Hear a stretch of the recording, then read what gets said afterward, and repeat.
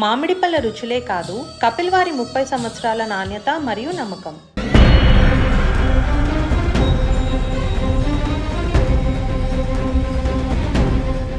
America అధ్యక్షుడు Donald Trump Ukraine యుద్ధం పైన చేసిన వ్యాఖ్యలు ప్రపంచవ్యాప్తంగా చర్చనీయాంశంగా మారాయి. ఈ యుద్ధానికి తనకు ఎలాంటి సంబంధం లేదని ఆయన స్పష్టం చేశారు. మిలియన్ల మంది ప్రాణాలు కోల్పోయినా ఈ యుద్ధానికి అసలు కారణం జో బైడెన్, జెలెన్స్కీ, పుతిన్లే అని అంటూ విమర్శలు గుప్పించారు. తాను అధ్యక్షుడిగా ఉంటే ఈ యుద్ధం ప్రారంభమయ్యేది కాదని, జెలెన్స్కీ కూడా తన శక్తికి మించి వారితో యుద్ధంలోకి దిగకూడదని, ఇతర దేశాల సహాయం పైన ఆధారపడడం తప్పని తీవ్ర వ్యాఖ్యలు చేశారు ట్రంప్.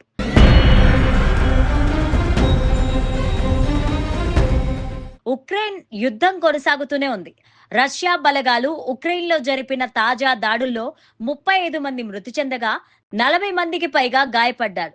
ఈ దాడి ఒక చర్చి పైన జరిగిందని ఉక్రెయిన్ అంటుంటే, రష్యా మాత్రం అది మిలిటరీ అధికారుల సమావేశంపై దాడి అని పేర్కొంది. రష్యా తరపున కిరాయి సైనికులుగా పనిచేస్తున్న 2 చైనా పౌరులను పట్టుకున్నట్లు ఉక్రెయిన్ ప్రకటించగా, దీనిని మాస్కో ఖండించారు. చైనా కూడా స్పందిస్తూ నిరాధార ఆరోపణలు చెయ్యొద్దని హెచ్చరించింది.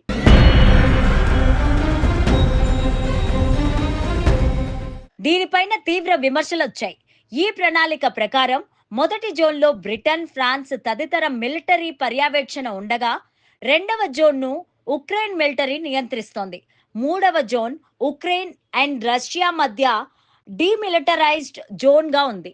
నాలుగవ జోన్ క్రిమియాతో సహా ఇప్పటికే రష్యా ఆధీనంలో ఉన్న భూభాగాలను కలిగి ఉంది.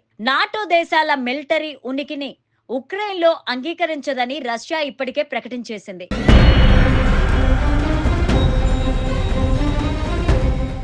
విభజనను ఎట్టి పరిస్థితుల్లో అంగీకరించేది లేదని జెలెన్స్కీ అంటున్నారు.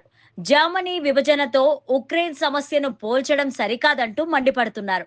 అంతర్జాతీయంగా ఈ యుద్ధాన్ని ముగించేందుకు వివిధ ప్రయత్నాలు సాగుతున్నా, ప్రత్యక్ష యుద్ధంలో పాల్గొంటున్న దేశాల మధ్య తీవ్ర విభేదాలు ఉన్నాయి.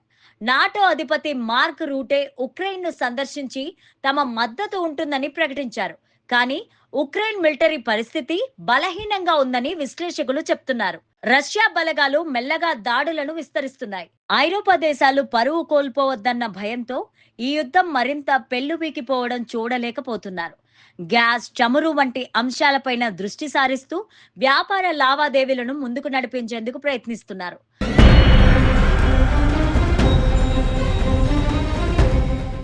జెలెన్స్కీకి అమెరికా బలంగా మద్దతిస్తున్నట్టు ప్రకటించినా, ట్రంప్ వంటి నేతలు విమర్శలు చేస్తుండడం వల్ల ఉక్రెయిన్కు స్థిరమైన మద్దతు లభించడం అనుమానంగా మారింది. ఇదే టైంలో ట్రంప్ ట్రూత్ సోషల్ వేదికలో తన అభిప్రాయాలను గట్టిగా ప్రకటిస్తున్నారు.